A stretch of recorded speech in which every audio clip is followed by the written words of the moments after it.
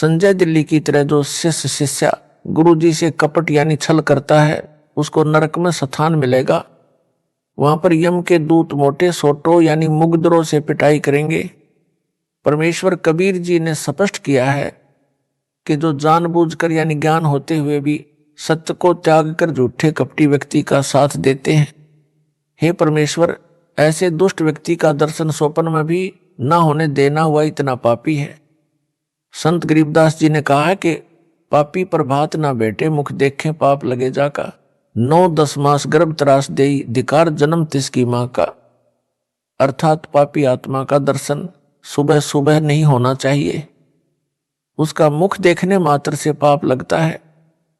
उस पापी ने अपनी माता को 9-10 महीने तक उसके गर्भ में रहकर कष्ट दिया। उसकी माता जी का जन्म भी व्यर्थ गया, जिसके गर्भ से उपरोक्त पाप आत्माओं का जन्म हुआ। संत गरीबदास जी ने अपने सतगुरु कबीर जी को साक्षी रखकर बताया है कि यदि गुरुद्रोही की पैड़ पर पैर भी पड़ जाए तो भी गुरु भगत का नाम खंड होकर गुरु से दूर हो जाएगा।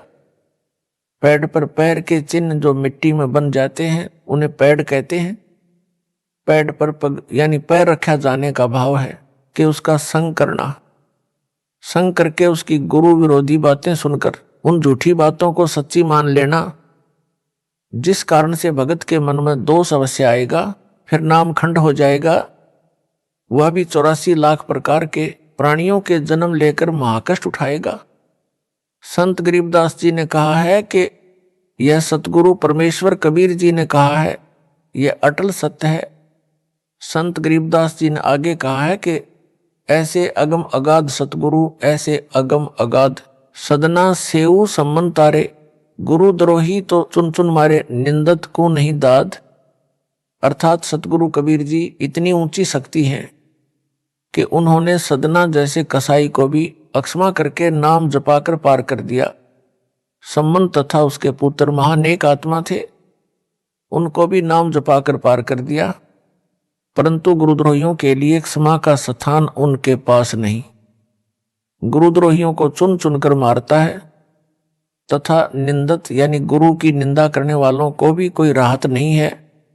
अब वे व्यक्ति विचार करें जो गुरुद्रोही संजय दिल्ली के सहयोगी बने हैं, इसका तो बेड़ा गर्क हो चुका है। अन्य जो इसके संग हैं उनकी दशा भी यही होगी। जो संजय दिल्ली गुरुद्रोही ने भूत निकालने का स्थान बना रखा है, ऐसे तो भारतवर्ष में लाखों हैं, सब ज्योति जलाते हैं। किसी की 21 दिन, किसी की 31 दिन, किसी की 51 दिन अपने आश्रमों में अनेकों ज्योति पात्र बनवा कर रखे हुए हैं। सतपकवानी यानी 7 प्रकार का भोजन, जिसमें हलवा खीर तो मुख्य होता है, बनाकर अपने इष्ट को भोग लगाते हैं, बाद में स्वयं उदर भरते हैं तथा आरती में आने वालों को बांटते हैं। किसी का मोक्ष नहीं होना। विशेष जिस भगत ने संजय दिल्ली को 1 एकड़ जमीन दान की है, यह दास की आज्ञा लिए बिना दी है जो व्यर्थ है। कबीर गुरु की आज्ञा आओ ही, गुरु की आज्ञा जावे, कह कबीर सो संत है, आवागमन न सावे। भाई जो गुरु वचन पर डट गए, कट गए फंद 84 के, रैकट गए फंद 84 के। वस्तु मिली ठोर की ठोर, मिट गई मन पापी की दौड़। भरम मिटे मथुरा काशी के, भरम मिटे मथुरा काशी के। अर्थ स्पष्ट है कि कबीर जी ने कहा है कि गुरु जी की आज्ञा में चलने वाला भगत, वो भगत मती अपना मानव जीवन सफल कर लेता है। सतगुरु के बिना मन का भ्रम यानी शंका समाप्त नहीं हो सकता, चाहे कोई कितना ही चतुर बन ले। पीढ़ी सहित नरक में परी है, गुरु आज्ञा शिष्य लोप जो करी है। ऐसे शिष्य को ठहर ना ही, गुरु विमुख लोचत है मन माही। अर्थात जो शिष्य गुरु जी की आज्ञा को अनदेखा करता है, उसकी कई पीढ़ी नरक में उसके साथ गिरेंगी। ऐसे शिष्य को ठहर यानी सहारा नहीं मिलेगा, यानी उसका कोई बचाव नहीं होगा। गुरु से विमुख उल्टा चलने वाला काल प्रेरणा से मनमाना आचरण करता है। काल ब्रह्म उसके मन में सब विपरीत विचार रखता है। जैसे जिस ज्ञान के अधूरे गांठ के पूरे धनी ने काल प्रेरणा से गुरुद्रोही संजय दिल्ली को जमीन दी है, यह इस बात का प्रत्यक्ष उदाहरण है। जब दास को पता चला कि संजय साकट को एक भगत ने अपने गांव में 1 एकड़ जमीन दान की है, दास ने अपने प्रमुख सेवादारों से कहा कि उस भगत से संपर्क करो और समझाओ। भगतों ने उनसे संपर्क किया और मेरे को बताया कि वो यह कह रहा है कि गुरुजी से मेरी फोन पर बात करवाओ। दास ने ऐसा करने से मना कर दिया क्योंकि कई लाख संगत है। यदि सब यही शर्त रखेंगे तो किस किस से बात करूंगा, केवल प्रतिदिन 5 मिनट फोन पर बातें होती हैं। दास ने उसी समय समझ लिया था कि ये ज्ञान में कच्चे हैं। मेरे फोन पर बात करने से मना करने के पश्चात उस भगत को संजय दिल्ली की बात पर और दृढ़ विश्वास हो गया कि कमेटी वाले जानबूझकर बात नहीं करवाना चाहते, कहीं गुरुजी को कमेटी वालों की गलती का पता ना लग जाए। उस भगत के मन में यह तो आना चाहिए था कि गुरुजी का आदेश है या नहीं, स्पष्ट करते।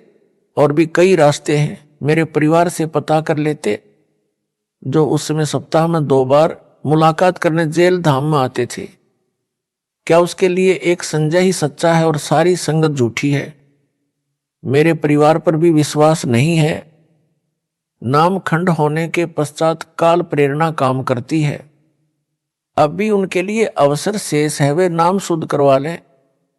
उस स्थान को नामदान केंद्र के लिए ट्रस्ट को दान करें, फिर मेरी आज्ञा से वहां भगत रखे जाएंगे।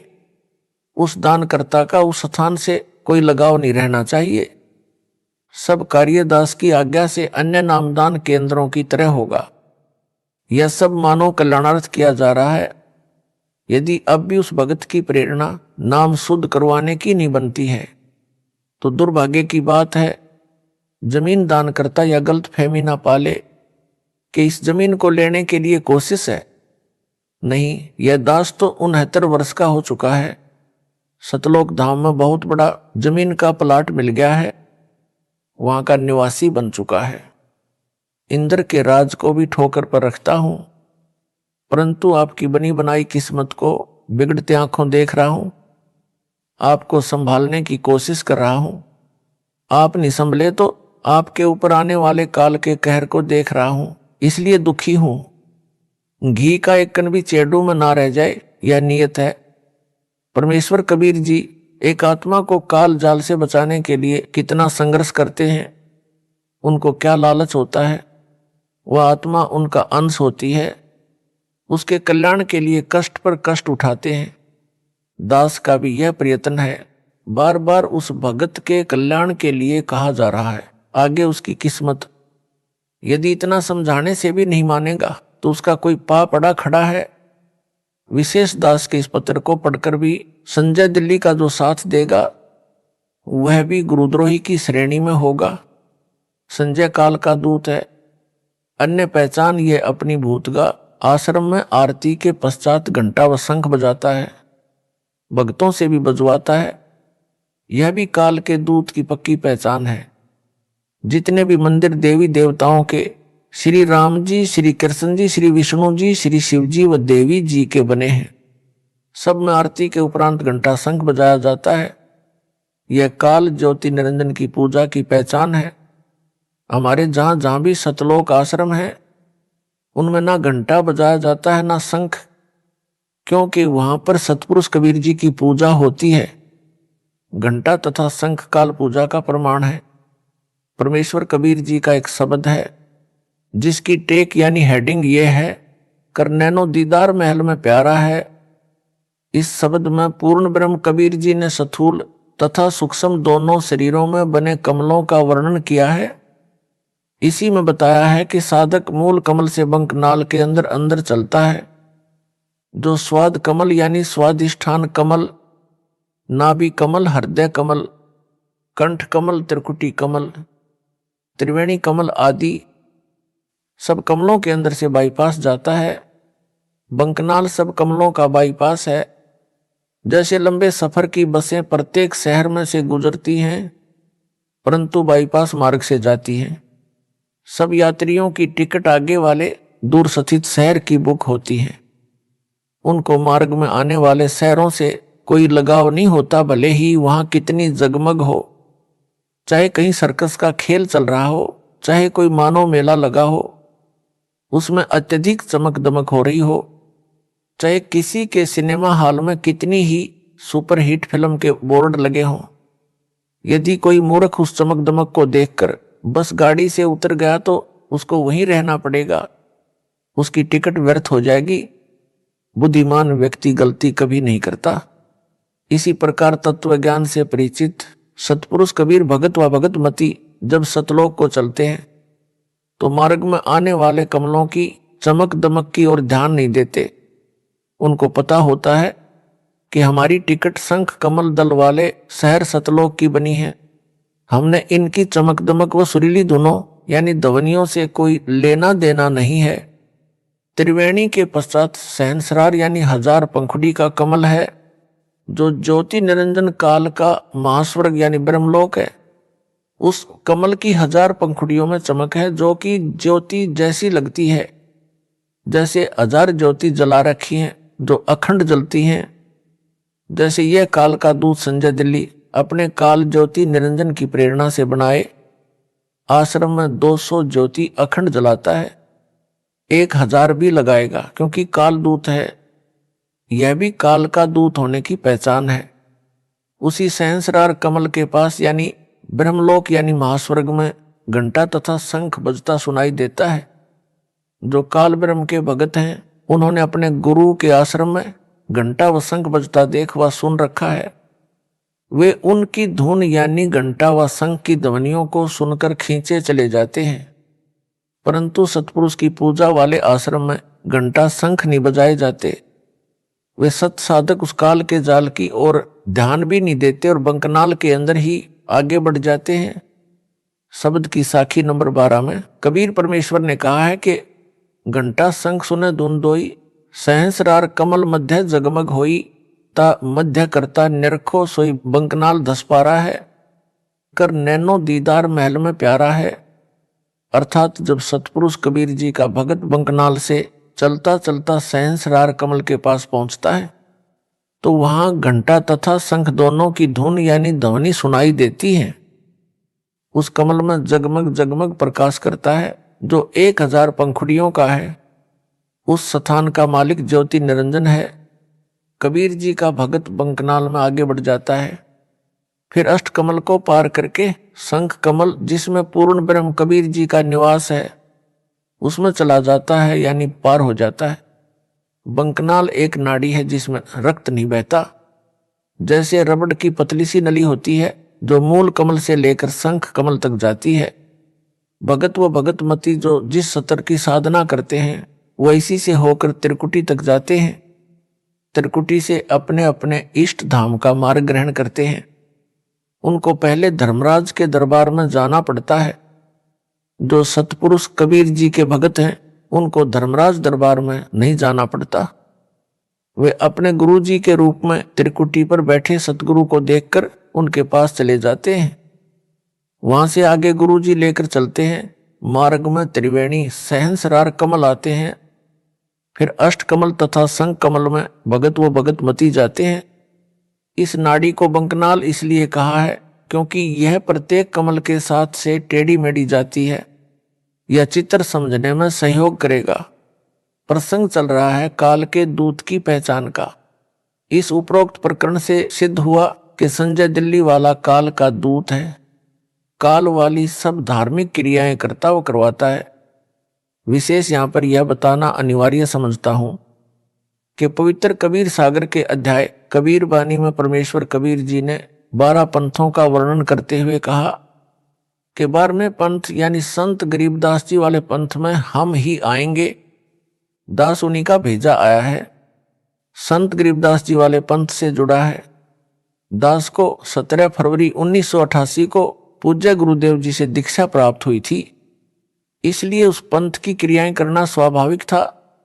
सन 1994 तक तो दास केवल जहां कोई गरीबदास का पंथी संत या भगत अमर ग्रंथ संत गरीबदास जी की वाणी का पाठ करता था, उसमें पाठी या श्रोता बनकर जाता रहा। पाठ के समापन वाले दिन भोग लगने के समय वे लोग घंटा तथा शंख बजाया करते थे। जब गुरुदेव जी ने दास को मार्च 1994 ईस्वी को नाम दीक्षा देने की जिम्मेदारी दी, उसके पश्चात पाठ करने लगा। उसी प्रकार केवल पाठ के समापन पर भोग के समय घंटा तथा शंख बजाया करता था तथा 7 ज्योति जलाकर भोग के समय की आरती करता था। भोग लगने के समय आरती में 7 या 11 ज्योति तक जलाई जाती हैं। अधिकतर 7 ज्योति ही लगाते हैं। संध्या आरती में केवल 1 ज्योति ही जलाई जाती है, जो प्रारंभ से ही 1 ज्योति दास जलाता रहा है। अब भी 1 ज्योति ही जलाई जाती है। आरती में दास ने कभी घंटा व शंख नहीं बजाया, ना मेरे गुरुदेव जी बजाया करते थे। वे भी 1 ही ज्योति आरती में जलाया करते थे। दिसंबर 1996 तक पाठ का भोग लगने के समय घंटा तथा शंख बजाया जाता रहा। सन 1996 में 13 दिसंबर से 19 दिसंबर तक प्रथम खुला पाठ किया गया। दास ने अमर ग्रंथ की वाणी का सरलार्थ करके समझाया। यह गरीबदास पंथ का पहला अनुष्ठान था। उस समागम में पूज्य गुरुदेव जी अचानक आए थे। जैसा कि पूर्व में बताया है, मेरे गुरुदेव जी की आयु अधिक हो चुकी थी। वे पाठ भी नहीं करते थे। पंजाब आश्रम में भगत जन वर्ष में एक बार उनका जन्मदिन मनाया करते थे। उस पर 3 दिन का पाठ वे स्वयं यानी भगत जन ही किया करते थे। वे भी घंटा तथा शंख भोग के समापन पर उसी तरह बजाते थे। परंतु जब गुरुदेव जी सन 1996 में दिसंबर वाले समागम में जींद हरियाणा में आए थे, पाठ के भोग के समय 19 दिसंबर को हमने घंटा व शंख बजाया। उस समय कुछ नहीं बोले। बाद में कहा कि आगे से घंटा व शंख नहीं बजाना, तेरा मार्ग भिन्न है, यह काल की पूजा का प्रतीक है। जब सतलोक को जाओगे तो मार्ग में सहंसरार कमल यानी काल निरंजन के लोक में घंटा तथा शंख अखंड बजता रहता है। यदि यहाँ पर भी यह क्रिया करते रहे तो जाते समय काल की ओर खींचे चले जाओगे। इसलिए यह घंटा तथा शंख नहीं बजाना है।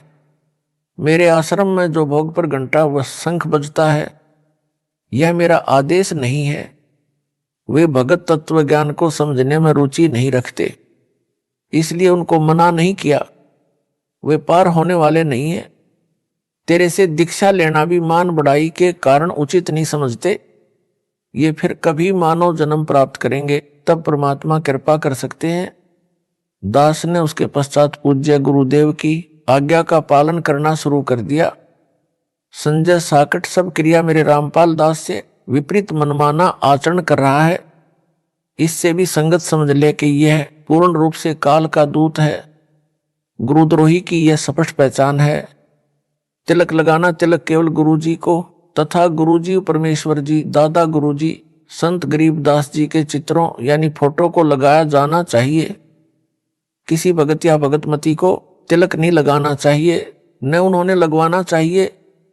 तिलक लगाना पूजा में आता है। भगत अपनी पूजा करवाएगा तो उसको दोष लगेगा, नाम खंड हो जाएगा। संजय साकट दिल्ली वाला दावा करता है कि मैं जो ज्योति आश्रम में अखंड जलाता हूं, दान लेता हूं, उससे 56 प्रकार का भोग लगाता हूं।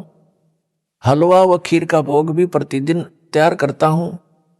उसे आरती में आने वालों को बांटता हूं। जो मेरे पास दुखी भगत आते हैं, उनका यहां ज्योति के आगे माथा टिकाता हूं। अपने सिर पर चंवर करवाता हूं। अपने चरणों पर फूल चढ़वाता हूं। आशीर्वाद देता हूं। जिस कारण से भूत निकल जाते हैं, भूत माफी मांगते हैं। कई जनों का रोग ठीक हो गया। व्यापार में लाभ होता है, आदि आदि। इस पर दास का तर्क यह है, पाठकों ने पढ़ा है कि मेहंदीपुर बालाजी धाम भूतगा कैसे बना। वही क्रिया संजय दिल्ली कर रहा है। जिस समय संजय नकली गुरु ने उस आश्रम में ज्योति लगानी प्रारंभ की तो ज्योति गोविंद गुरु वाले परमेश्वर कबीर जी तथा दास के साजे फोटो के सामने रखता था। स्वयं दूर बैठता था। जो भी भगत व भगतमती आते थे, वह गोविंद गुरु वाले फोटो के सामने जल रही ज्योति के आगे दंडवत प्रणाम करता था। यदि कोई भगत व भगतमती प्रेत बाधा वाला आता था तो उस ज्योति व फोटो के आगे दंडवत करता और चिल्लाने लगता, गुरुजी छोड़ दो, कभी नहीं आऊंगा या आऊंगी। कई महीने ऐसे चलता रहा, कईयों के रोग भी ठीक हुए, अन्य लाभ भी हुए। संजय ने विचार किया कि मेरी महिमा तो नहीं बनी। तब यह आशीर्वाद देने का ढोंग करने लगा और नकली गुरु का स्वांग बना लिया। ऐसे हैं वे झूठे गुरु। यहां तो यह कुर्सी पर अकड़ कर बैठकर मुझ दास की तरह उंगली अंगूठे से सटाकर नकल करके आशीर्वाद देने का ढोंग करता है। बोले श्रद्धालुओं को भ्रमित करता है कि मैं यानी संजय दिल्ली वाला आशीर्वाद देता हूं, इससे भूत निकलते हैं, रोग ठीक होते हैं, अन्य लाभ होते हैं। परंतु जो मेहंदीपुर में बालाजी का आश्रम है उसमें तो केवल ज्योति जगती है। हनुमान जी की मूर्ति है, मूर्ति जड़ है, वह आशीर्वाद नहीं दे सकती। फिर भी वहां जाने वाले बताते हैं कि हमारे भूत निकल गए। कोई कहता है कि मुझे कैंसर थी, बालाजी मेहंदीपुर में ज्योति चढ़ाने, स्वामणी का प्रसाद चढ़ाने मात्र से रोग ठीक हो गया। कोई कहता है कि मेरा व्यापार ठप था, मेहंदीपुर बालाजी में मत्था टेक कर धोख खाने से, प्रसाद चढ़ाने से व्यापार में लाभ शुरू हो गया। यह दास राजस्थान प्रांत में चुरू जिले के गांव सालासर में बने छोटे से हनुमान मंदिर में जाया करता था। उस मंदिर के बनने की भी यही कथा है। जैसे मेहंदीपुर में मंदिर बना है, यहां सालासर में एक हनुमान भगत था, उसने उसी प्रकार इसकी स्थापना की थी। वहां जाने वाले भी कहते हैं कि भूत तो नाक रगड़ते ही हैं। व्यापार में बरकत, घर में बरकत, रोग ठीक होते हैं, निसंतानों को संतान मिलती है। यहां तक बताने वाले मिलते थे कि मेरे को कैंसर थी, यहां तीसरी बार आया तो स्वस्थ हो गया। उस मंदिर में भी एक मूर्ति रखी है, ज्योति जलाई जाती है, कोई आशीर्वाद देने वाला भी नहीं है। सब वही लाभ हो रहे हैं जो संजय दिल्ली वाला गुरुद्रोही बताता है। दास ये बताना चाहता है कि कैंसर से भयंकर दीर्घ रोग जन्म मरण का है।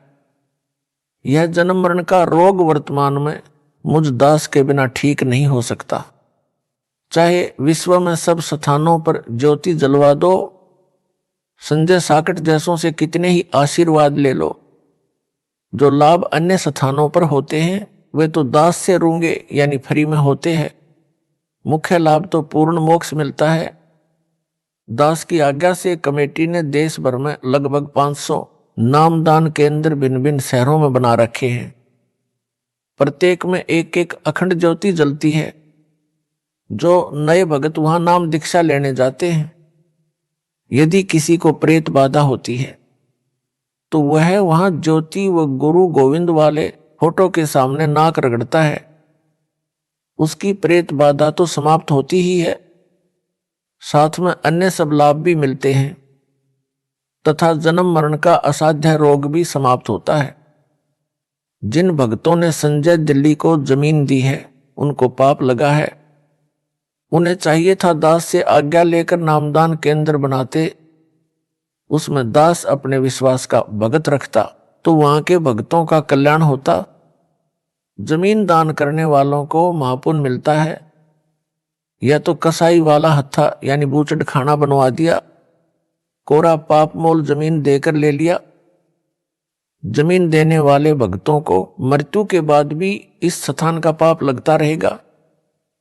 जब तक यह हत्था चलता रहेगा वह पाप इनकी किस्मत में चित्रगुप्त के पास लिखा जाता रहेगा।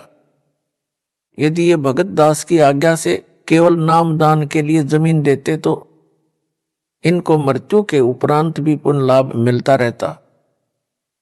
जब तक यह कल्याण केंद्र चलता, यह संसार समझदा नहीं, कहंदा शाम दोपहरे नू, गरीबदास ये वक्त जात है, रोवोगे इस पहरे नू। कुछ नए भगत ऐसे भ्रमित हुए।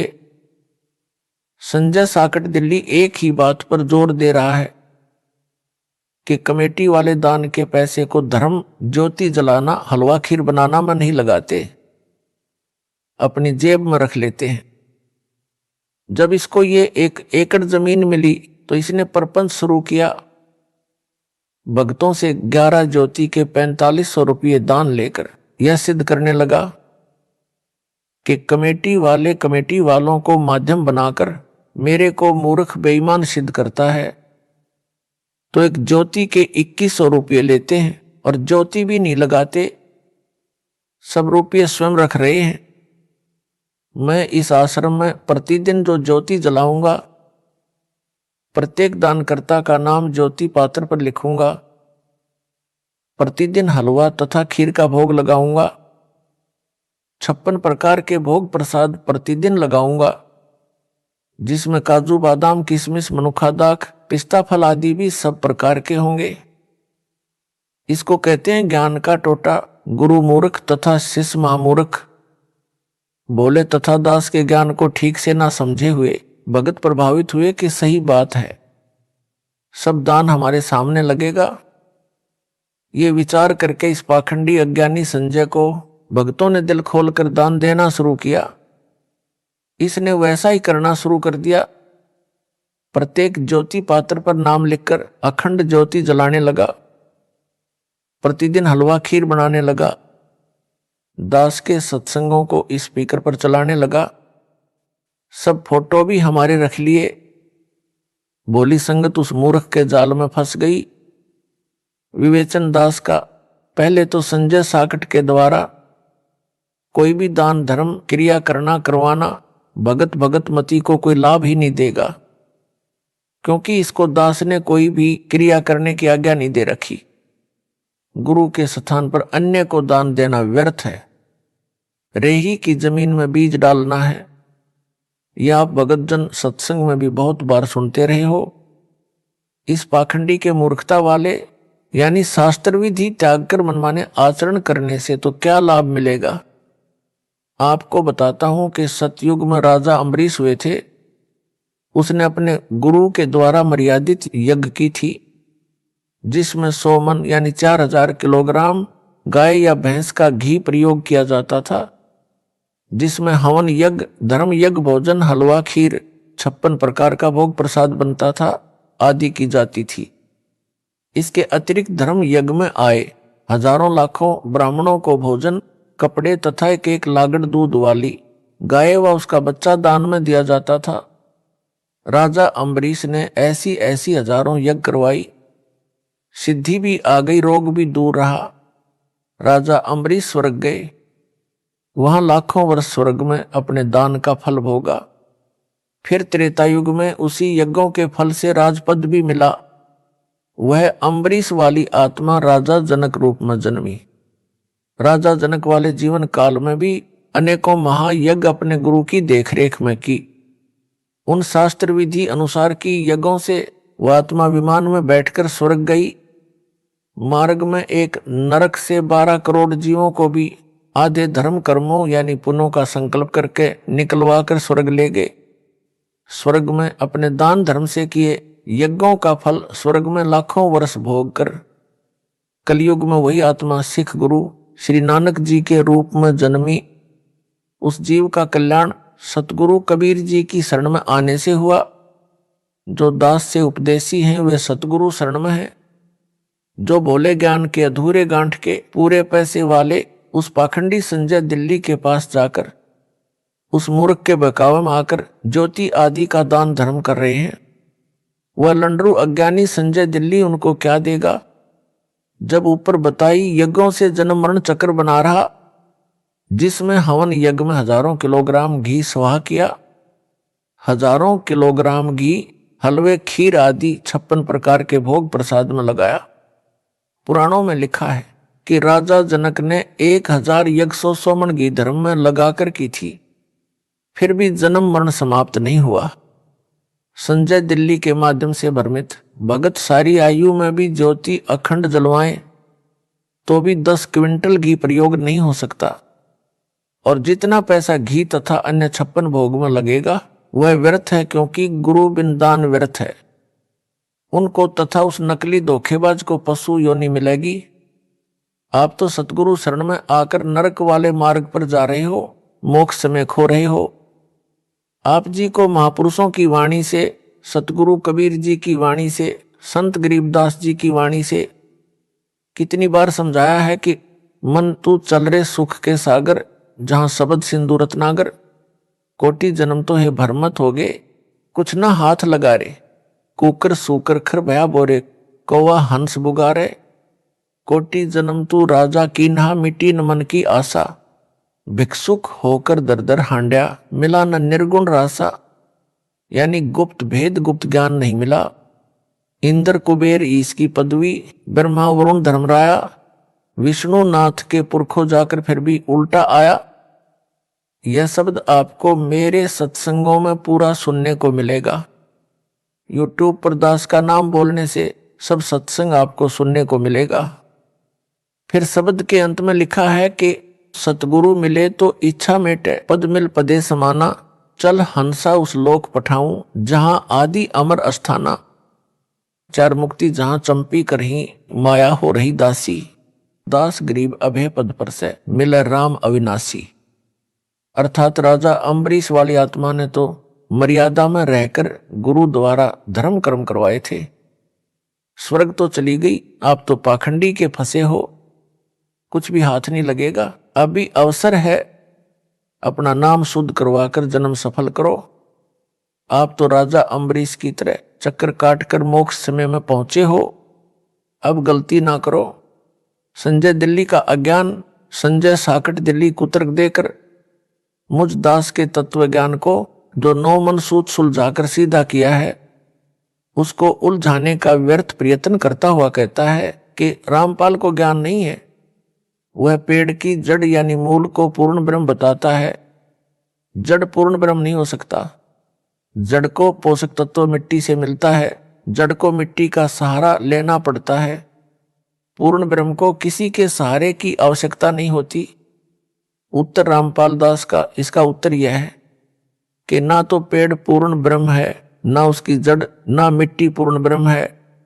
पूर्ण ब्रह्म परम अक्षर ब्रह्म यानी सतपुरुष कबीर जी हैं, जो काशी में जुलाहे की भूमिका करके गए हैं।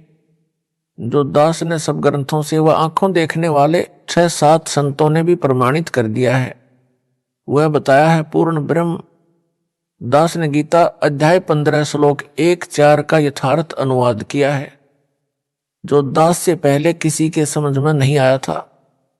गीता अध्याय 15 श्लोक 1 में पीपल के वृक्ष का उदाहरण देकर मूल पाठ में लिखा है कि ऊपर को मूल यानी जड़ वाला, नीचे को शाखा वाला संसार रूप पीपल के वृक्ष को अविनाशी कहा है। इसके पत्ते आदि इसके अन्य भाग हैं। यह तम वेद जो उसके जड़ से लेकर शाखा पत्तों तक का ज्ञान जानता है, स वेदवित, वह वेद के तात्पर्य को जानने वाला विद्वान है, यानी वह तत्वदर्शी संत है। दास ने कबीर परमेश्वर जी के बताए ज्ञान से इसी गीता अध्याय 15 के श्लोक 1-4 का सरलार्थ किया है। पूर्ण ब्रह्म कबीर जी ने लगभग 600 वर्ष पूर्व अपने द्वारा बताए सूक्ष्म वेद यानी कबीर वाणी में कहा था कि कबीर अक्षर पुरुष एक पेड़ है, निरंजन वाकी डार, तीनों देवा शाखा है, पात रूप संसार। अर्थात कबीर जी ने बताया है कि अक्षर पुरुष एक पेड़ जानो, उसकी मोटी डार को ज्योति निरंजन यानी काल ब्रह्म जानो। डार से मानो 3 शाखा निकली हो, उनको तीनों देवता यानी रजगुण ब्रह्मा, सतगुण विष्णु, तमगुण शिव मानो। उन शाखाओं से लगे पत्तों को संसार मानो। परंतु परमेश्वर ने मूल ज्ञान यानी तत्व ज्ञान छुपा कर रखा था। यह नहीं बताया था कि उस वृक्ष की मूल यानी रूट में कबीर पूर्ण ब्रह्म हूं। जो इस दास को कबीर परमेश्वर जी ने मूल ज्ञान बताया, दास ने इसे सबके रूबरू किया है। दास उस अज्ञानी आत्मा संजय दिल्ली वाले से पूछना चाहता हूं कि क्या कबीर जी को भी ज्ञान नहीं था? जिन्होंने पेड़ को अक्षर पुरुष बताया है, मोटी डार को ज्योति निरंजन तथा शाखाओं को ब्रह्मा विष्णु तथा शिव कहा है, पत्तों को संसार बताया है। दास ने गुप्त ज्ञान बताया है जो संजय गुरुद्रोही की अकल में अब तक नहीं आया है, जो इस प्रकार है। ऊपर को जड़ वाले इस संसार रूपी पीपल के वृक्ष की जड़ यानी रूट को पूर्ण ब्रह्म मानो। अक्षर पुरुष को तना, डार काल निरंजन यानी सर पुरुष जानो। तीनों देवताओं यानी रजगुण ब्रह्मा, सतगुण विष्णु तथा तमगुण शिव को शाखा मानो। शाखाओं पर लगे पत्तों को संसार जानो। उदाहरण के तौर पर बताया है कि जैसे पेड़ का पालक मूल यानी रूट होता है, इसी प्रकार पूर्ण ब्रह्म सर्व सृष्टि का धारण पोषण करने वाला है। जैसे पेड़ को आहार जड़ यानी मूल से मिलता है, यानी तना को मूल से आहार मिला, तना से डार को तथा डार से शाखाओं को तथा शाखाओं से पत्तों को आहार मिलता है, उसी प्रकार पूर्ण ब्रह्म सबका धारण पोषण करने वाला वास्तव में अविनाशी परमात्मा है। सतपुरुष कबीर जी की शक्ति को मिट्टी जानो। परमात्मा कबीर जी ने शक्ति से सब ब्रह्मांड रचे हैं। संत गरीबदास जी ने कहा है कि कबीर परमेश्वर जी ने स्वर्ग रसातल लोक कुसातल रचे जमी आसमान रे, 14 तबक किए छिन्न माही सर्जे शशि अरुभान रे। अर्थात कबीर पूर्ण ब्रह्म जी ने अपनी वचन शक्ति से सर्वलोक लोकांतरों जैसे स्वर्ग रसातल पृथ्वी आकाश व 14 लोक तथा शशि यानी चांद तथा बान यानी भानु सूर्य तथा असंख्यों ब्रह्मांडों की छिन्न यानी क्षण भर में रचना की है। इस रचना में परमेश्वर जी ने किसका सहयोग लिया? सक्षम है, कुछ भी कर सकता है। इस संजय अनाड़ी अज्ञानी को बताता हूं कि पूर्ण ब्रह्म मूल भी है तथा उसकी शक्ति मिट्टी का काम करती है। आप आरती आप साजय यानी कबीर परमेश्वर सब कुछ करता है। पेट भरकर उठते हैं, शरीर में जो क्रिया आरंभ होती है उनको कौन करता है? हमारे को तो पता भी नहीं पेट में क्या हो रहा है। उस आहार को परमात्मा कबीर जी की शक्ति पचाती है, भिन्न भिन्न धातु बनाती है, रक्त वसा आदि कितने तत्व बनते हैं, यह वह शक्ति करती है। सारे कच्चे पक्के भोजन को पेट में पुनः पकाया जाता है। ना चूल्हा है ना लकड़ी है, सब परमात्मा की शक्ति करती है। मानो खाना खाकर सो जाता है, पेट में सब कार्य होता रहता है। इसे किसके सहारे की आवश्यकता पड़ी? परमात्मा की शक्ति सारे सिस्टम को चलाती है। वैज्ञानिक भौतिक विचारधारा के हैं, ये कुछ भी तर्क दें, वह अध्यात्म विज्ञान के तुल्य नहीं हो सकता। जैसे मीराबाई भगतमती को मारने के लिए विष पिलाया गया था, वह मरी नहीं। वैज्ञानिक इसे मानने को तैयार नहीं। परमात्मा ने नरसिंह रूप धारण करके प्रहलाद भगत की रक्षा की, हिरण्यकशिपु को मारा। वर्तमान में भगत समाज के अतिरिक्त कोई स्वीकार नहीं करता। इसी प्रकार परमात्मा को नरसिंह रूप बनाकर हिरण्यकशिपु को मारने की क्या आवश्यकता पड़ी? वैसे भी मार सकते थे। कुछ तत्वज्ञानहीन यह तर्क भी देते हैं, उनका जवाब क्या दिया जाए? उनको चाहिए कि पहले पूर्ण अध्यात्म ज्ञान जो दास बता रहा है समझें, फिर इस तरह के प्रश्न मन में उठेंगे ही नहीं। जैसे संजय दिल्ली तत्वज्ञानहीन के मन में खुरापात भरा है, इसे संपूर्ण ज्ञान होता तो इस प्रकार के कुतर्क नहीं करता कि पेड़ की जड़ पूर्ण ब्रह्म नहीं हो सकती।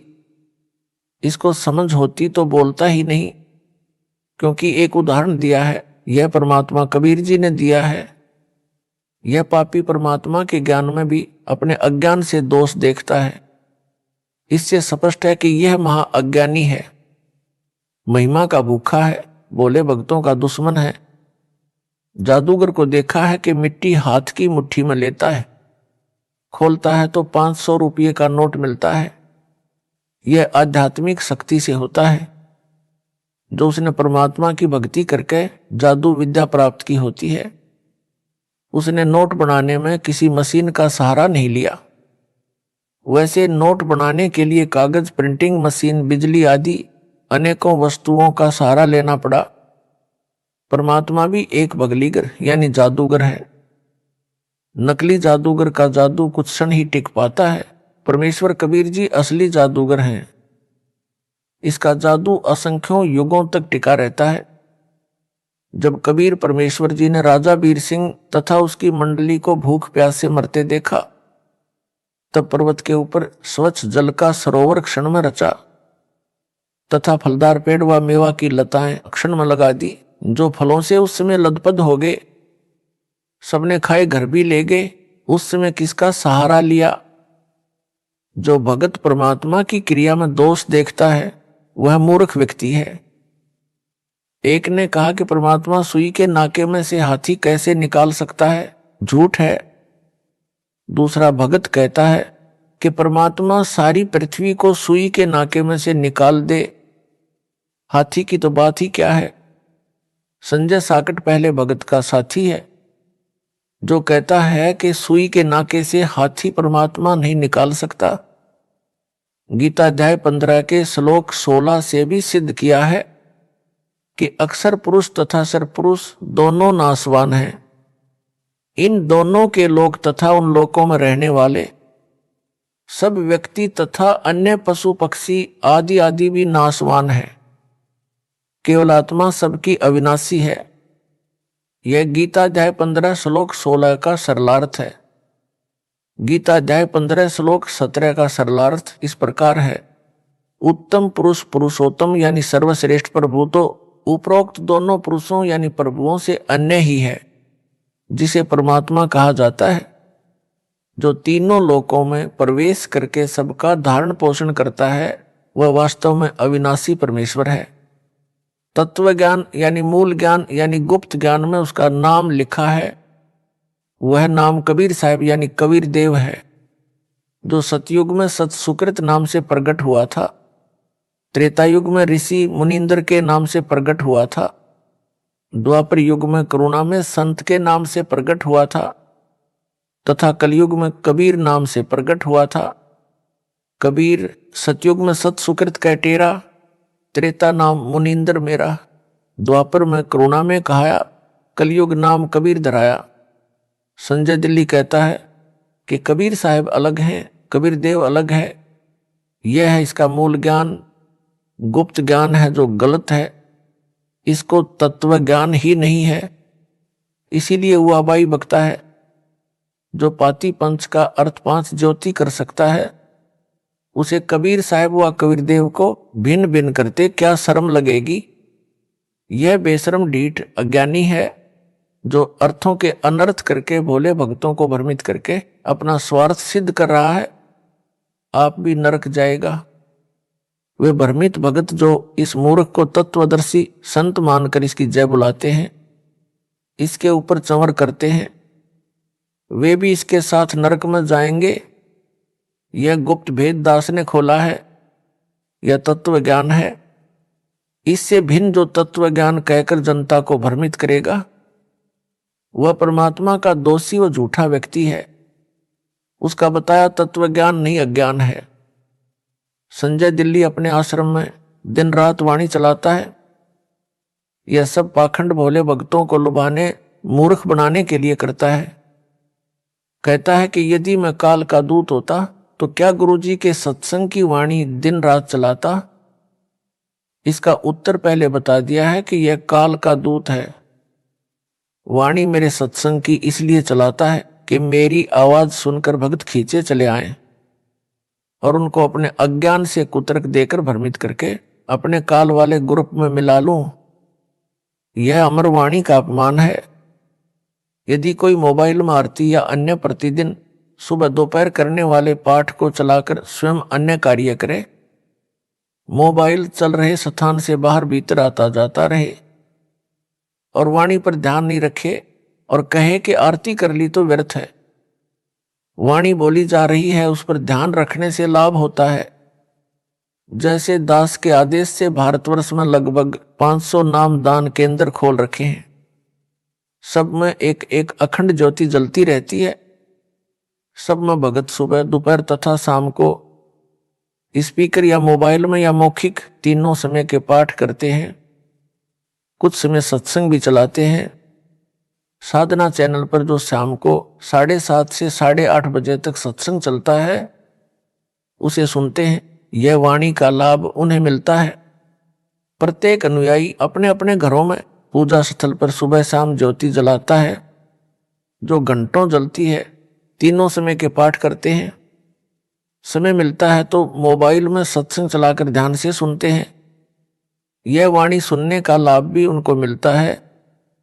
वाणी का लाभ पशु पक्षियों कीट कीड़ों मकोड़ों को भी मिलता है, चाहे वे समझ भी नहीं सकते। परंतु दिन रात चलाने से लाभ के स्थान पर हानि होती है। जैसे छोटे बच्चे को माता पिता दूध पिलाते हैं जिससे बच्चे के शरीर का विकास होता है, यदि उसको बार बार जबरदस्ती दूध पिलाएंगे तो वह रोगी हो जाएगा। इसलिए समय समय पर दूध पिलाना लाभदायक होता है। जैसे रोगी को डॉक्टर दवाई खाने को देता है, उनको खाने का समय भी बताता है, सुबह शाम आदि। यदि रोगी को मिनट मिनट में दवाई खिलाई व पिलाई जाए तो उसकी मृत्यु हो जाएगी। इसी प्रकार वाणी को समय पर चलाए सुने तो ही अच्छा है, लगातार चलाना ढोंग व व्यर्थ है। मेरे भक्तों के घरों, दुकानों व यात्रा के समय, गाड़ियों में हल जोतने वालों तथा ट्रैक्टर से जमीन संवारने वालों की जेबों में मोबाइल में वाणी चलती है। वे ध्यान से सुनते भी हैं और कार्य भी करते हैं, परंतु लगातार नहीं। कुछ समय सुनकर मोबाइल को बंद कर देते हैं। कोई भी कथा या बातें हैं, वे कुछ समय सुने तो उसका असर ठीक होता है। या डोंगी कहे कि हम वाणी सुनते भी हैं, कार्य भी करते रहते हैं। दास यह कहेगा कि आप रात्रि में सो जाते हो, तब कैसे सुनते हो? हठयोग करता है। इस डोंगी ने आश्रम में एक अलग कक्ष बना रखा है।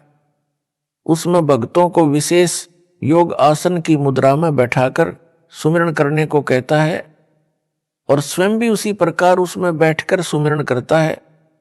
वाणी फिर भी चलती रहती है। सुमिरन खाक करता करवाता है। ना सुमिरन का लाभ, क्योंकि इसका नाम खंड है। जिनको यह मूर्ख बनाकर अपने जाल में फंसाए हुए है, उन भक्तों को भी सुमिरन का कोई लाभ नहीं मिलेगा, क्योंकि उन्होंने गुरु तज कर आन को यानी अन्य को भजा है।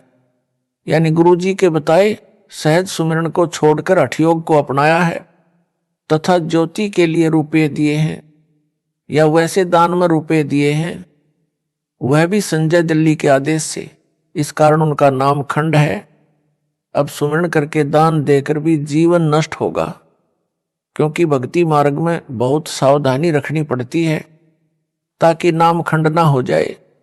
काल ज्योति निरंजन का पहला काम है हमारे अनुयायी का नाम खंड करवाना, फिर वह काल का हो जाता है।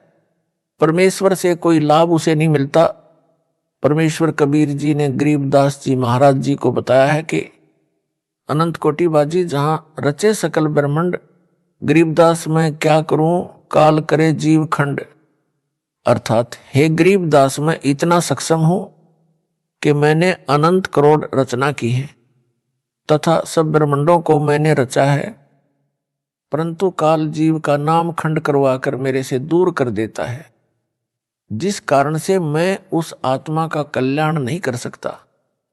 उनको चाहिए कि अपनी गलती की क्षमा याचना करें तथा दास की आज्ञा लेकर किसी निकट के नामदान केंद्र पर जाकर पुण्य उपदेश लेकर नाम शुद्ध करवाएं, अपना जीवन धन्य बनाएं और फिर इस पाखंडी के पास बोलकर भी ना जाएं।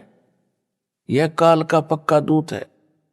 जो सुमिरन करने की विधि दास ने बताई है उसी प्रकार सुमिरन करें, जो भक्ति का विधान है। सब ग्रंथों व संतों की वाणी में प्रमाण है। गीता अध्याय 8 श्लोक 7 में कहा है कि हे अर्जुन, तू युद्ध भी कर और सुमरण भी कर, यानी काम भी कर सुमरण भी कर।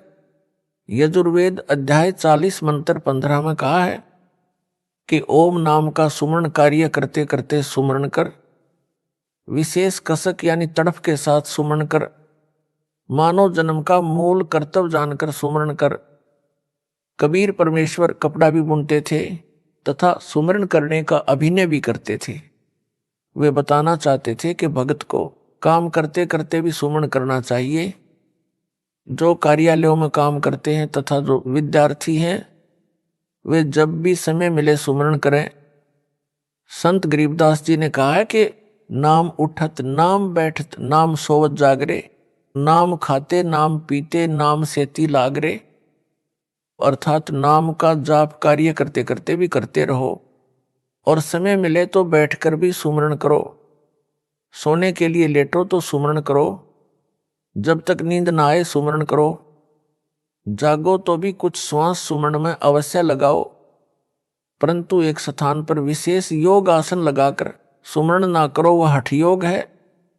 परमेश्वर कबीर जी ने स्वामी रामानंद जी को समझाया, जो योग आसन की मुद्रा में बैठकर हठ योग से ध्यान लगाता था तथा नाम सुमरण किया करता था, उसको कबीर जी ने समझाया कि ज्यों के त्यों ही बैठे रहो, तज आसन सब योग, अर्थात विशेष योग आसन की बजाय जैसे सामान्य तरीके से बैठते हैं वैसे बैठकर सुमिरन करो। यह विधि सब ग्रंथों व संतों की वाणी के अनुसार श्रेष्ठ है। सब योग आसन को तजो यानी त्यागो। जिसके पास कुछ भी ज्ञान नहीं होता वह पाखंड का सहारा ही लेता है, बात करता है कि मेरे अतिरिक्त विश्व में किसी को तत्व ज्ञान यानी बीज ज्ञान नहीं है। ऐसे पापियों के लिए संत गरीबदास जी ने कहा है कि गरीब भेषों के लश्कर फिरें, बाणी चोर कठोर, सतलोक धाम न पहुंचेंगे ये 84 के डोर। गरीब बीजक की बातां कहें, बीजक नाही हाथ, पृथ्वी डोबन जन्मे हैं, कह कह मीठी बात। गरीब बीजक की बातां कहें, बीजक नाही पास, औरों क्या ज्ञान बताओ ही, आप ही जावें निराश। अर्थात परमात्मा कबीर जी की वाणी को सुनकर उसी आधार से अपने को तत्वदर्शी संत बताने वाले, वाणियों का गलत अर्थ करने वाले अनेकों पंथों के मुखिया हैं। जैसे यह संजय साकट दिल्ली सत सुकृत पंथ नाम धरकर झूठा प्रचार कर रहा है। ऐसे मूर्खों की तो लश्कर यानी लंबी लाइन है। ये समझाए से मानते नहीं, कठोर यानी कट्टर बने हैं। ये सतलोक धाम नहीं जा सकते। ये तो 84 लाख प्रकार के प्राणियों की योनि में ढोर यानी पशु बनेंगे। वर्तमान में भी पशु तुल्य हैं जो गलती किए हैं। फिर कहा है कि जैसे यह संजय साकट अपने को तत्वदर्शी संत कहता है और झूठ बोलता है कि मेरे को तत्व ज्ञान है, मूल ज्ञान गुप्त ज्ञान है, रामपाल को भी नहीं है। इसके विषय में कहा है कि बीजक ज्ञान यानी तत्व ज्ञान, मूल ज्ञान गुप्त ज्ञान होने की बातें करते हैं। बीजक ज्ञान इनके पास नहीं है। ऐसे नकली पंथों वाले गुरु पृथ्वी के मानव को काल के जाल में फंसाने के लिए जन्मे हैं। ये मीठी मीठी बातें बनाकर बोले भक्तों को अपने जाल में फंसा लेते हैं, स्वयं भी नरक में गिरते हैं तथा अनुयायियों को नरक ले जाते हैं। इस प्रकार पृथ्वी डुबो रहे हैं, नाश करने के लिए जन्मे हैं। इनके पास तत्व ज्ञान है ही नहीं, तो औरों को ज्ञान क्या बता रहे हैं। ये स्वयं ही निराश जाएंगे, मानव जन्म अपना भी नष्ट करके नरक में जाएंगे। संजय दिल्ली कहता है कि न तो महेंद्र दास का भाई भजन स्मरण करता है, न कमेटी के सदस्य, न रामपाल की संगत का कोई भगत और भगतमती स्मरण करती है। सब निंदा लड़ाई झगड़ा करते रहते हैं। यह अपने उस ढोंग को मजबूत करने के लिए ऐसी बकवाद करता है जो यह एक कमरे में एक विशेष योगासन पर बैठकर मूर्ख बनाता है और अपने पीछे लगाए रखना चाहता है। यह तर्क देता है कि सुमरण तो ऐसे होता है जैसे मैं यानी संजय करता हूं, ऐसा रामपाल की सारी संगत करती नहीं, इसलिए वे सुमरण तो करते नहीं और काम करते हैं। दास इसीलिए तो इसको अज्ञानी व काल का दूत कहता है कि यह मेरी बताई सुमरण विधि में वो अन्य क्रियाओं में दोष निकालता है। जो सारी संगत मुझ दास रामपाल दास की बताई शास्त्र प्रमाणित विधि से सुमरण व अन्य क्रियाएं कर रही है। इसका उत्तर यदि यह साकट संजय दास भी अन्य संगत की तरह भजन स्मरण कर लेता तो इसके मन में यह दोष उत्पन्न ही नहीं होता और यह गुरुद्रोही की पदवी प्राप्त नहीं करता। अपना कल्याण करवाना ही उद्देश्य रखता, गुरु मर्यादा में चलता जन्म सफल कर लेता। संजय साकट दिल्ली अपने गुरु दास की क्रियाओं में दोष निकालता है। कहता है कि कमेटी वाले जो दास रामपाल के विश्वास पात्र हैं, उनके विषय में कहता है कि जो कमेटी वाले हैं वे 2100 रुपये एक ज्योति के लेते हैं। 1 किलोग्राम देसी घी जो 600 रुपये का आता है, शेष कमेटी वाले अपनी जेब में रख लेते हैं। भगत व भगतमती जो दान करते हैं दास की आज्ञा से करते हैं।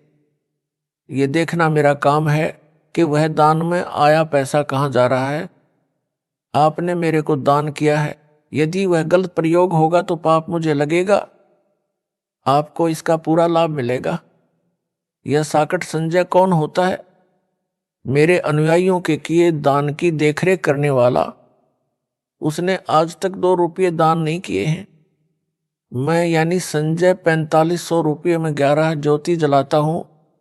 इसका उत्तर यह है, इसके द्वारा जलाई ज्योति व लगाए भोग से कोई लाभ दानकर्ता को नहीं होना। बाढ़ में धन जलाने वाली बात है। एक ज्योति में दास 1.25 किलोग्राम देसी घी का हवन करवाता है। यदि घी 600 रुपये प्रति किलोग्राम माने तो भी 1.25 किलोग्राम घी की कीमत 750 रुपये हुई। यह 11 ज्योति 4500 रुपये में लगाता है तो निर्धारित घी की मात्रा 1.25 किलोग्राम प्रति ज्योति के हिसाब से पूरी नहीं होती।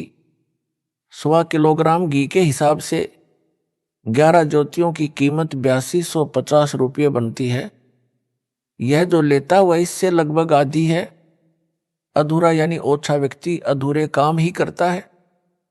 जैसे 1 एकड़ जमीन में 40 किलोग्राम गेहूं का बीज बोना निर्धारित मात्रा है जो पूरा लाभ देता है। यदि कोई 1 एकड़ जमीन में 20 किलोग्राम गेहूं का बीज डालने की राय किसान को देता है तथा तर्क देता है कि रामपाल तो 40 किलो गेहूं डालने को कहता है, वह आधे गेहूं अपने घर ले जाता है। मैं यानी संजय 20 किलो ही डलवाता हूं। देखो पूरा लाभ थोड़े से बीज से दिला देता हूं। यह तर्क कितना गलत है, भगत जन स्वयं विचार करें। यह अधिकारी भी नहीं है, जिस कारण से उसके द्वारा करवाए गए अनुष्ठान का कोई लाभ नहीं मिलना। बिना अधिकारी से करवाया गया धार्मिक अनुष्ठान व्यर्थ बताया है। कबीर गुरु बिन माला फेरते, गुरु बिन देते दान। गुरु बिन दोनों निष्फल हैं, देखो वेद पुराण। कबीर गुरु की आज्ञा आवही, गुरु की आज्ञा जाए। कहें कबीर सो संत हैं, आवागमन नसाए। गुरु बिन दान पुण्य जो करही, मिथ्या होए कब हो नहीं फल ही। गुरु बिन होम यज्ञ नहीं कीजे, गुरु की आज्ञा माही रहीजे। गुरु से ही सदा हित जानो, क्यों भूले तुम चतुर स्यानो। अर्थात अपने गुरु के अतिरिक्त किसी को दान नहीं देना चाहिए, वह दान फल नहीं देता। गुरु के अतिरिक्त अन्य किसी को दान नहीं देना चाहिए, ना ही कोई पुण्य कर्म धार्मिक कर्म करवाना चाहिए। गुरु का आज्ञाकारी भगत सफल होता है, वह सही भगत है। उसका आवागमन यानी जन्म मरण का चक्र समाप्त हो जाएगा। गुरु जी की आज्ञा से सर्वधर्म कर्म करो। दास की आज्ञा से ज्योति व पाठ के रूप ये मेरे द्वारा नियुक्त विश्वास पात्र भगत लेते हैं, लिखते हैं, दास को बताते हैं, आशीर्वाद लेते हैं, तब उस धर्म कर्म को करते हैं जो सबको यथार्थ लाभ देता है। हे चातुर व्यक्तियों, क्यों स्याने बनकर यथार्थ भक्ति मार्ग को भूले हो। गुरु से ही सदा अपना हित मानो, यानी गुरु जी से ही धर्म कर्म करवाना ही हितकर यानी लाभदायक है। इसी में अपना हित यानी भला जानो। दास 69 वर्ष का हो चुका है। सतलोक जाने से पहले जो क्रियाएं संगत ने करनी है उनका अभ्यास करवा रहा हूं। इसी बात का डर था कि इस संजय जैसे जालिम संगत को पथ भ्रष्ट न कर दें। इसकी तरह नकली गुरु बनकर संगत को काल जाल में न डालें। जो यह मेरे सामने ही बकवाद कर रहा है, गुरु बनकर आशीर्वाद देने लगा है, यह काल प्रेरित है, काल का दूत है, इससे बचो। जो भगत व भगतमती इतना सतर्क करने के पश्चात भी इसके पीछे लगे हैं, उनको कैसे बचाया जाए और कौन सा ज्ञान समझाया जाए। उनको तो यह संदेश है जो संत गरीबदास जी ने कहा है कि चेतावनी में तो कसर नहीं छोड़ी और क्या देऊं गारी। भोली आत्माओं को काल के दूतों से बचाने के लिए संत गरीबदास जी ने ढेर सारी वाणी अमृत ज्ञान बोला, फिर भी काल के दूतों से चिपके हैं। उनसे दुखी होकर कहा है कि तुम ज्ञान से नहीं मानते, तो क्या तुम्हें गाली दूं यानी नरक जाने से बचो? अज्ञानियों को छोड़कर पूर्ण संत से दीक्षा लो। गरीब चातुर प्राणी चोर हैं, मूड मुगध हैं ठोठ, संतों के नहीं काम के, इनको दो गल जोट। संजय दिल्ली चातुर प्राणी है, यह मेरे ज्ञान को चुराकर कपट युक्त तर्क देकर चतुरता दिखाता है, सत्य को छुपाता है। इसलिए संत गरीबदास जी ने ऐसे व्यक्ति को चातुर व चोर कहा है। तथा जो मेरे भगत व भगतमती इसके जाल में फंसे हैं, वे मूड यानी मूर्ख, मुगध ठोठ यानी पत्थर हैं। ये संतों के काम के नहीं होते, इनको दो गल जोट। इन दोनों को संजय व उसके साथ लगे मेरे भक्तों को एक ही रस्से से गले बांध दो, अर्थात ये दोनों नरक में जाने योग्य हैं। ये समझाने से भी नहीं मानते, ये इसी के साथ रहने योग्य हैं, दोनों इकट्ठे पशु बनेंगे। यह परमात्मा का विधान बताता है। जो गुरु मर्यादा तोड़कर भक्ति तथा धार्मिक क्रियाएं करते करवाते हैं, उनको आध्यात्मिक लाभ नहीं मिलता, जिस कारण से ये सब के सब पशु योनियों में जाते हैं। संजय दिल्ली का उद्देश्य है कि मेरे भोले भक्तों को मेरे द्वारा लिखी पुस्तकों को कमेटी वालों द्वारा लिखी बताकर मेरे ज्ञान में दोष निकालना और अपने संपर्क में आए मेरे भक्तों को भ्रमित करके अपने को विद्वान सिद्ध करना है। यह चतुरता करता है। मेरा नाम नहीं लेता कि उनकी लिखी पुस्तक में यह त्रुटि है, कमेटी वालों का नाम लेता है। इसको पता है कि यदि रामपाल का नाम लिया तो तेरी एक बात नहीं सुनेंगे। यह साकट एक पुस्तक तो लिखे, पता चले कि इसका तत्व ज्ञान मेरे से भिन्न कौन सा है। दास ने अनेकों पुस्तकें लिखी हैं, छपाई कमेटी वालों ने है, जिनको मैंने आज्ञा दे रखी है। उनमें से एक जीने की राह पुस्तक भी है, उसमें एक वाणी लिखनी रह गई, उसका अनुवाद लिख दिया। इस संजय साकट ने त्रुटि निकाली कि देखो कमेटी वालों ने यह पुस्तक लिखी है, इसमें वाणी का अर्थ गलत किया है। उन भ्रमित भक्तों ने मेरी बेटी के पास फोन किया। उसने अपनी बेटी को फोन दिया और कहा कि यह भगत भाई कोई गलती बताता, इसको समझा। मैंने जेल से प्रतिदिन की तरह फोन किया तो बेटी बहुत दुखी थी। कहा कि एक भगत भाई का फोन आया, वह बहुत गुस्से में था। मैंने पूछा किस बात पर।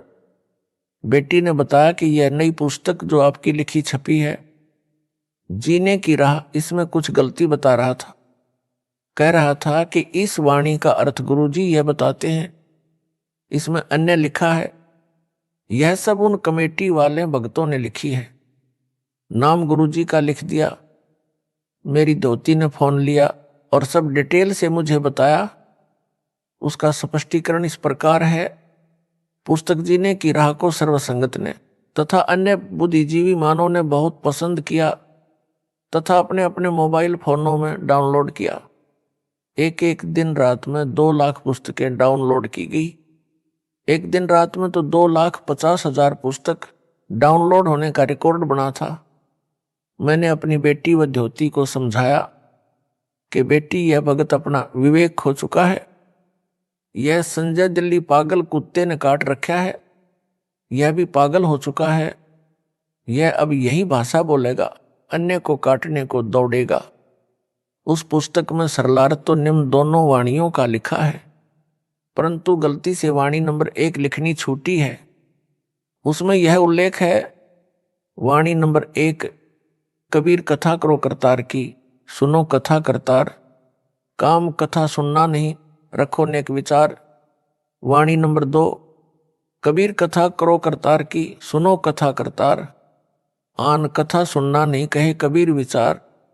अर्थात कबीर जी ने कहा है कि परमात्मा की चर्चा करो, परमात्मा की चर्चा सुनो, काम कथा यानी अश्लील बातें ना सुनो, नेक विचार रखो। वाणी नंबर 1 का अर्थ, परमात्मा की कथा सुनो, परमात्मा की कथा यानी चर्चा करो। इसके अतिरिक्त जो भी बातें करते हो, सुनते हो, वह व्यर्थ है। ये कबीर जी ने विचार व्यक्त किए हैं। उस भ्रमित भगत ने कहा कि इस वाणी में, वाणी नंबर 2 में जो जीने की राह में अंकित है, वाणी नंबर 1 लिखनी रह गई है। वाणी नंबर 2 में यह कहाँ लिखा है कि अश्लील बातें ना सुनो, तुमने अनर्थ कर दिया है। अपनी मर्जी से पुस्तकों में लिखा है, यह उलाहना दिया उस पागल कुत्ते के काटे पागल भगत ने। उसकी बात बड़ी करें तो यदि एक लाइन यह भी पुस्तक में लिख दी कि अश्लील बातें ना करो ना सुनो, तो कौन सी गलती कर दी, क्या गलत लिख दिया। यदि वाणी में नहीं है तो भी पुस्तक के विषय के अनुकूल तो है, परंतु जिसको काले चश्मे लगे हों तो उसको धूप में भी बादल छाया दिखाई देती है। संजय साकट मनमाना आचरण करता है। गीता अध्याय 16 श्लोक 23 व 24 में कहा है कि गुरु जी द्वारा शास्त्र विधि अनुसार धार्मिक क्रियाएं करना लाभ देता है। गुरु जी के विपरीत क्रिया जो शास्त्र विधि त्याग कर की जाती है वह मनमाना आचरण कहा जाता है, जिससे ना तो कोई सुख मिलता है ना कोई कार्य सिद्ध होता है। यानी अपने इष्ट धाम में जाने के लिए सिद्धि प्राप्त करनी होती है, जो सत्य साधना से स्वतः मिल जाती है। उस सिद्धि का दुरुपयोग नहीं करना होता, सुरक्षित रखनी होती है।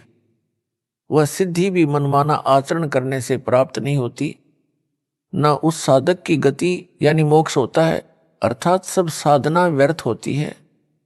फिर उसे करो या ना करो, यहां पर संजय साकट भ्रमित करने के लिए यह कहकर भ्रम पैदा कर सकता है कि देखो इतने भक्तों को लाभ हुआ है, उनका इंटरव्यू भी इंटरनेट पर चला रहा है। उसका खंडन यह है कि मेहंदीपुर बालाजी धाम व सालासर धाम जाने वाले भी ये सब लाभ बताते हैं, परंतु उनको कभी भी महाकष्ट हो सकता है तथा उनका मोक्ष नहीं हो सकता। मुख्य उद्देश्य मानव जीवन में भक्ति का यही है कि जन्म मरण के चक्कर से मुक्ति मिले। इसलिए शास्त्रों में वर्णित विधि अनुसार साधना कर। संजय के मनमाने आचरण की जानकारी दास संध्या आरती करते समय केवल एक ज्योति जलाता है, संजय साकट 5 ज्योति जलाता है। दास केवल पाठ के समय 3 दिन हलवा प्रसाद का भोग बनवाता है। पाठ संपूर्ण होने वाले दिन संगत के लिए भोजन प्रसाद के लिए खीर का प्रसाद बनवाता है, जो विधि विधान है। संजय साकट प्रतिदिन हलवा, खीर, 56 प्रकार का मेवा आदि का प्रसाद बनाता है, जो बकवास है। विशेष संत गरीबदास जी को परमेश्वर कबीर जी मिले थे, उनके द्वारा बताई आध्यात्मिक क्रिया संत गरीबदास जी ने बताई तथा स्वयं उनका पालन किया। दास ने अपने गुरु जी को देखा है कि संत गरीबदास जी ने जो बताया वही क्रिया मेरे गुरुदेव किया करते थे। यह दास उसी शास्त्र विधि अनुसार आचरण का निर्वाह 25 वर्ष से कर तथा करवा रहा है। यदि प्रतिदिन हलवा, खीर व 56 प्रकार के प्रसाद से परमात्मा प्रसन्न होते तो संत गरीबदास जी भी यही करते। संत गरीबदास जी के पास 2500 बीघा यानी लगभग 1475 एकड़ जमीन थी। वे तो सदा ही हलवा, खीर आदि 56 प्रकार के भोग आसानी से लगा सकते थे, परंतु शास्त्र विधि में ऐसा करना नहीं कहा है।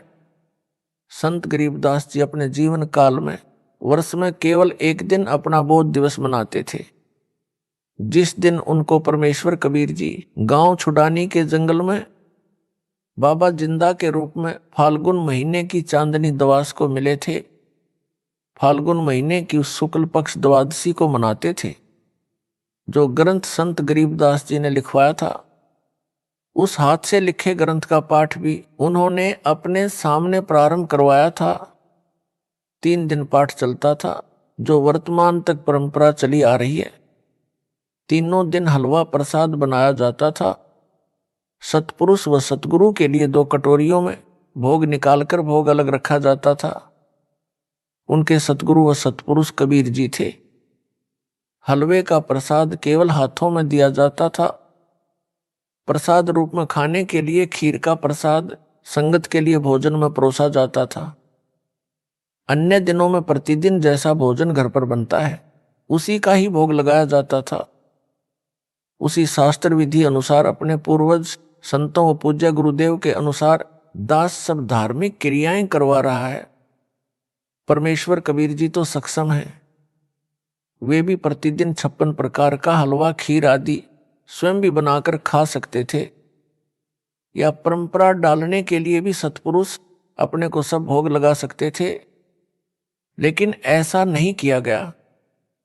जब उनके साथ शरारत की थी, झूठे पत्र डालकर निमंत्रण दिया गया था, उसमें 18 लाख साधु संत और उनके चेले भंडारा खाने आ गए। उस समय 3 दिन का भोजन भंडारा करके अपनी समर्थता का परिचय भी दे दिया कि मैं ऐसा भी कर सकता हूं। परंतु प्रतिदिन जो संजय दिल्ली बकवास कर रहा है, यह शास्त्र विधि त्याग कर मनमाना आचरण है, जो बोले भक्तों को रिझाने के लिए, अपने जाल में फंसाने के लिए ड्रामा कर रहा है। जो ज्ञान के अधूरे गांठ के पूरे हैं, वे इसके जाल में फंसे हैं।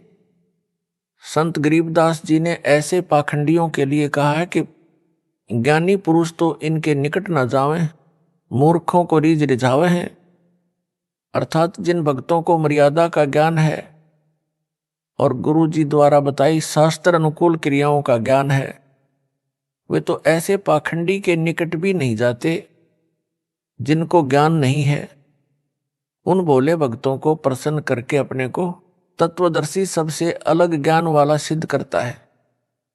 ऐसा व्यक्ति काल का पक्का दूत होता है। वह संजय साकट दिल्ली है, इससे बचो। अन्य मनमाना आचरण संजय साकट ने प्रथम मंत्र के कारण में अक्षरों में फेर बदल करके उनकी वास्तविकता का नाश कर दिया। उस प्रकार उच्चारण करने से, परमात्मा की मर्यादा भंग होने से इन मंत्रों की शक्ति समाप्त हो गई है। परमात्मा कबीर जी ने, जो संत गरीबदास जी के सतगुरु हैं, अपने शिष्य गरीबदास जी को प्रथम मंत्र का जैसे उच्चारण करके सुनाया, उसी तरह गरीबदास जी ने उनका जाप किया और लाभ प्राप्त किया। उसी तरह अपनी अमृतवाणी में लिखवा दिया, जो अमर ग्रंथ में अंकित है। यह संजय काल प्रेरणा से सब गलती कर रहा है, क्योंकि काल ब्रह्म इसका साथ दे रहा है। कबीर जी के दुश्मन का रोल संजय कर रहा है। रामपाल दास यानी पत्र लेखक संध्या आरती में कोई घंटा शंख आदि नहीं बजवाता, जो सतपुरुष की पूजा है।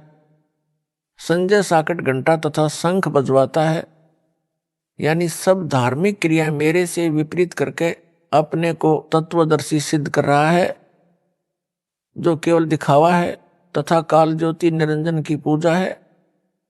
संजय साकट की अन्य जलालत, अन्य बकवास जो संजय व पवन ने की, पुस्तक ज्ञान गंगा दास के आदेश से दास के सत्संग प्रवचनों से छपवाई है। जब दास लीला करने बड़ी जेल, संसार भी एक जेल है, काल के 21 ब्रह्मांड भी जेल हैं। उससे छोटी जेल हिसार में आया। वकील मेरे से मिलने आए, उनमें परमात्मा कबीर जी के भगत भी हैं। उन्होंने बताया कि ज्ञान गंगा पुस्तक में कुछ फोटोकॉपी मराठी भाषा की लगी है, जिनमें आपके विषय में लिखी भविष्यवाणी है। उन भविष्यवाणियों में एक का हिंदी अनुवाद लिखना रह गया। वे नास्त्रेदमस के द्वारा की गई भविष्यवाणियां हैं। वह वकील ज्ञान गंगा पुस्तक को साथ लाया था, क्योंकि उस पुस्तक का एक मुकदमे से संबंध था, मेरे से डिस्कस करनी थी। उसने वह मराठी भाषा वाली फोटोकॉपी दिखाई और बोला कि मैंने कंप्यूटर में इसका ट्रांसलेशन देखा। इसका अर्थ है कि उस संत यानी सायरन पर देशद्रोह का मुकदमा भी लगेगा, परंतु झूठा सिद्ध होगा। यदि आपकी आज्ञा हो तो ज्ञान गंगा में इसे भी लिख दिया जाए। मैंने कहा कि ठीक है, लिखवा दो, इससे अनुयायियों का विश्वास और दृढ़ होगा। उसने बाहर प्रमुख सेवादारों को बताया कि गुरु जी से मेरी डिस्कस हुई है, ज्ञान गंगा पुस्तक में यह लाइन और लिखकर नई पुस्तकें छपवाएं। सेवादारों ने दास से संपर्क किया और पूछा कि क्या आप जी की आज्ञा है। जो ज्ञान गंगा में यह लिखने को वकील जी ने बताया है। दास ने बताया कि मेरे से वकील जी की बात हुई है, यह 2 लाइन और लिखवा दो, हानि भी क्या है। कमेटी वालों ने दास की आज्ञा का पालन किया। नई ज्ञान गंगा पुस्तक छपवाकर वितरित कर दी। वह पुस्तक गुरुद्रोही संजय और पवन को इनके समर्थकों ने दे दी। संजय व पवन ने कहा कि कमेटी वालों ने कितनी बड़ी गलती की है। पहले छपी ज्ञान गंगा में इस पृष्ठ पर यह नहीं लिखा है कि देशद्रोह का मुकदमा भी लगेगा। इस नई में छपा दिया है। दोनों पुस्तकों के दोनों पृष्ठों की फोटो कापियां लगाकर संगत को भड़काने लगे। देखो, कमेटी वालों ने अपनी मर्जी से यह छपा दिया जो गलत है। इस मराठी भाषा का यह अर्थ नहीं बनता। हाय तौबा मचा दी। दास ने इसीलिए तो संजय को तथा पवन को गुरुद्रोही घोषित किया है। ये दोनों मेरे शत्रु का काम कर रहे हैं। संजय बकवाद करता है, पवन इसकी बातों पर विश्वास करके कर्म खराब कर रहा है। विचार करें, यदि 2 लाइन मान लो कमेटी वालों ने गुरुजी की सच्चाई बताने के लिए लिख भी दी हो, तो संजय साकट को क्यों कष्ट हुआ, क्यों पवन दुखी हुआ? संजय पवन दोनों काल के दूत हैं। इन दोनों की बुद्धि पर काल ब्रह्म का साया है। इनसे दास की उभरती छवि देखी नहीं जा रही। आग लग जाती है इनके हृदय में। पवित्र कबीर सागर में एक अनुराग सागर अध्याय है। उसमें लिखा है कि कबीर जी ने अपने शिष्य धर्मदास जी को बताया है कि हे धर्मदास, काल ब्रह्म यानी ज्योति निरंजन से मेरा विवाद हुआ। जब मैं सतलोक से चलकर काललोक में प्रवेश हुआ, तब यह मेरी शक्ति देखकर डर तो गया, माफी भी मांगी। मेरे से पूछा कि आप किस लिए आए हो? मैंने बताया कि तूने पूर्ण ब्रह्म यानी सतपुरुष का नामो निशान मिटा रखा है, अपने को जगत का कर्ता बता रखा है। तेरे पुत्रों ने भी अपने को जगत कर्ता बताकर मानव को भरमाया है। संत गरीबदास जी ने कहा है कि गरीब मूला माया मग में बैठी, हंसा चुन चुन खाई, ज्योति स्वरूपी कहे निरंजन में ही करता बाई। एक ना करता दो ना करता नौ ठहराए भाई, 10वां भी धुंधर में मिलेगा सत कबीर दुहाई। मैं तेरी असलियत बताऊंगा, कबीर नाम से यथार्थ भक्ति मार्ग यानी पंथ चलाऊंगा, सतपुरुष का ज्ञान प्रचार करूंगा। कबीर परमेश्वर जी उस समय अपने पुत्र सहज दास के वेश में थे। कबीर जी कभी अपने पुत्र जोगजीत यानी जोग संतान के रूप में भी काल ज्योति निरंजन के लोक में आते हैं, इसलिए अपने को छुपाकर लीला किया करते हैं।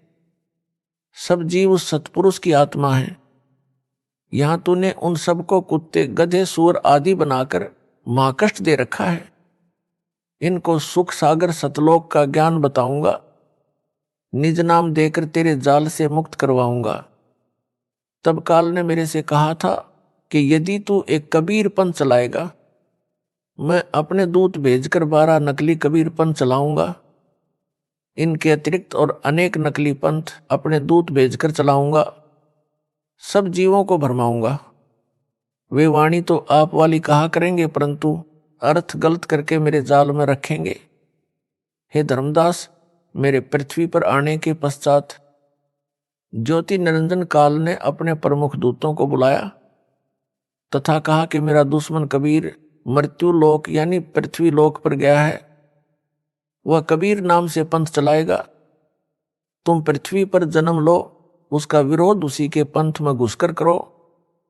हे परमेश्वर कबीर जी के बच्चों यानी भगत तथा भगतमती, वर्तमान में काल का भेजा प्रमुख दूत संजय दिल्ली है, इसका सहयोगी पवन जयपुर है तथा मेरी संगत के वे भगत व भगतमती भी काल प्रेरित हैं, जो इस झूठे कपटी तत्व ज्ञानहीन प्राणी कालदूत संजय के साथ लगे हैं, जो इतना समझाने के पश्चात भी नाम शुद्ध नहीं करवाएंगे, माफी नहीं मांगेंगे। वे भी काल के दूत ही हैं, जो वापस आकर माफी मांगकर नाम शुद्ध करवा लेंगे। वे परमेश्वर कबीर जी के हंस व हंसनी हैं यानी भक्तात्माएं हैं। यदि उन भक्तों व भगतमतियों को काल के दूत वाली झूठी बातों पर विश्वास है कि दान का पैसा सही उपयोग नहीं हो रहा है, तो वे नाम शुद्ध करवाकर भक्ति करें, दान ना करें। जो भी दान करना है उस पैसे को अलग रखते रहो। ज्योति स्वयं जलाओ चाहे अखंड जलाओ। जब दास बड़ी जेल में आए तब सारा पैसा दान कर देना, परंतु कुपात्र को दान देकर तो कुछ लाभ नहीं मिलना। इस पत्र में भी यही समझाया है। उनको विचार करना चाहिए कि उनके लाखों भाई बहन कमेटी वाले सेवादारों को वो नामदान केंद्रों पर मेरे आदेश से दान दे रहे हैं, मेरे परिवार वाले भी वहीं पर दान दे रहे हैं। क्या उन्होंने सब जांच पड़ताल नहीं की होगी कि दान का पैसा ठीक खर्च हो रहा है या गलत? उनको विश्वास है कि पैसा सही प्रयोग हो रहा है। आपको भी विश्वास करना चाहिए। सत साहिब।